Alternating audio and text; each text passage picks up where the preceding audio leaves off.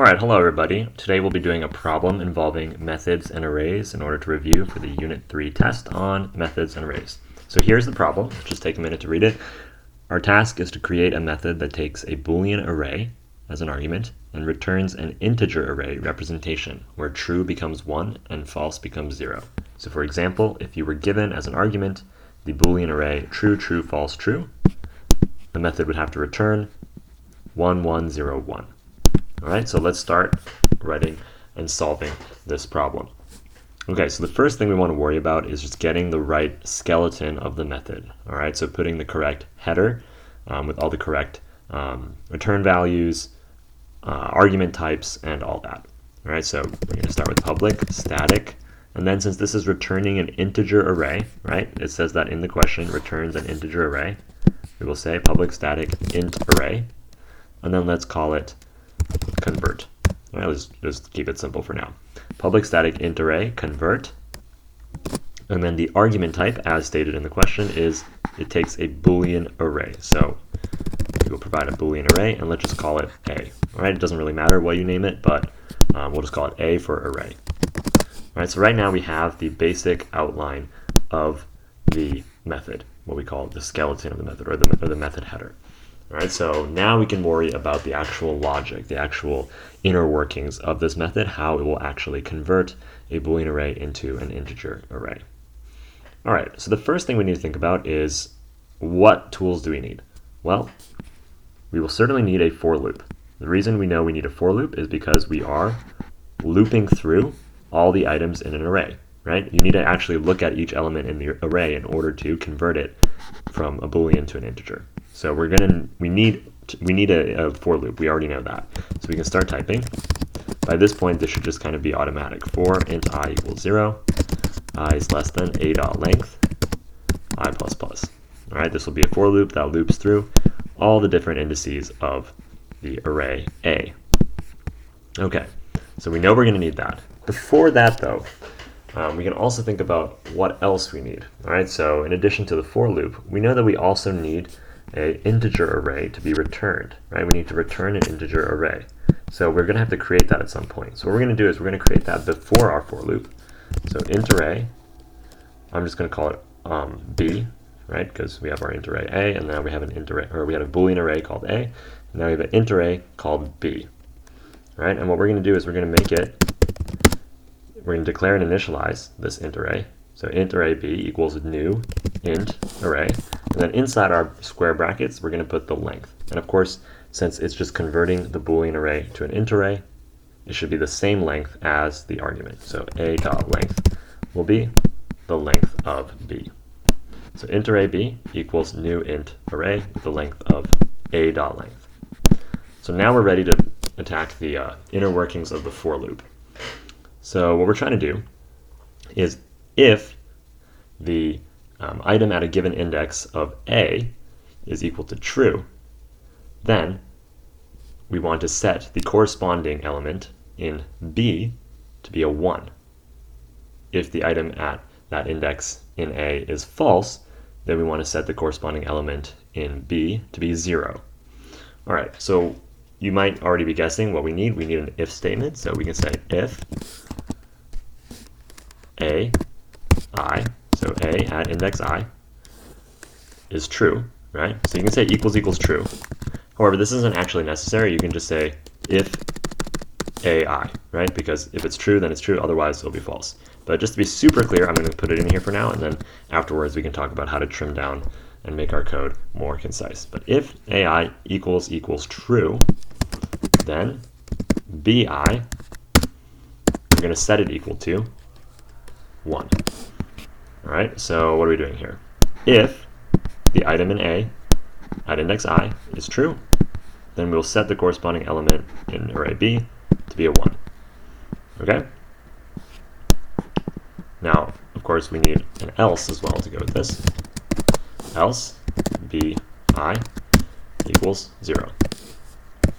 Okay, notice the difference between this double equals, right, which is a comparison. It's saying if AI is equal to the value true, versus the single equals, which is assignment, which means set BI equal to 1, set BI equal to 0. Okay, so very different between the double equals and the single equals. All right, so we're almost there. We declared and initialized our int array B, which we're going to return. We had a for loop in which we loop through all the items in A, and then use that to construct the values in B. And then our last step would simply be to return B. Remember, if you say int array up here in the method header, that means you need to return an int array. Okay, so it's not done until you've returned it. Okay, so now we have our finished product. Okay, but it's not quite finished until we test it. All right, so as you're working on a method, it's always a good idea to think about how you're going to test it. So let's go up to our main method, and let's just use the example given here in the comment. Right, we can actually create this. We can say Boolean array test1 equals true, true, false, true. Okay, so we've just created an array on which we can test our method. Then we can use our newly created method and see if it actually behaves correctly. So we can say int array test1 result equals convert test1. So let's just slow down and see what we did here. We created our test case. We created a Boolean array with some sample values in it. And then we called convert on test1. So test1 was a argument to our convert method. And then we saved the result. We saved the return value in an int array called test1 result. Okay, so our last step would just be to print our resulting array and see if it matches up with what we think it should do. So we can say system.out.println arrays.toString .toString test1 result. Okay, so what this will do is it will take our array of integers, convert it into a string format, and then print it to the console. All right, so if we run this, we should hopefully get 1101.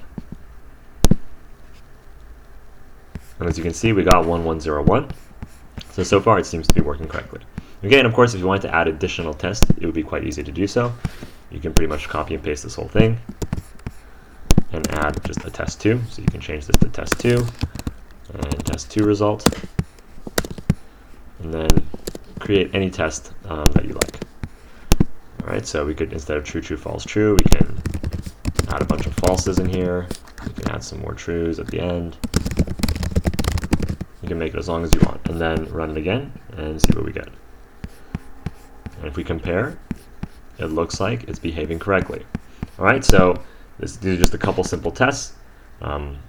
It's not 100% thorough, but you can see how you can use this type of approach to just get a quick sense of, did it actually do what it was supposed to do? All right, so we have our method. Just remember, make sure you get the correct return value, the correct argument type, and that you always make sure to return the return value. A common mistake is to forget to do that. That will result in an error. Now the last thing I just will mention is how we could give a JavaDoc comment for this method. So recall that a JavaDoc starts with a slash and then star star. And then we can use these handy tags to quickly and sort of in a standardized format explain what each of the parameters and the return values mean. So we only have a single parameter, a, and this is going to be a Boolean array that we want to convert. And then the return value will be an integer array representation of a, where true becomes 1 and false becomes 0. All right, so this would be a nice way of giving a JavaDoc comment, which when we click just a button in Generate JavaDoc, will automatically create a very nice looking HTML version of a sort of a documentation, a user manual for our class with a summary of all the methods. So this is a good way to make your code more reusable, to make it more portable, and make it more likely that other people will actually use your code successfully. All right, that's it for this example. Please stay tuned in the future for other examples. Have a great rest of your day.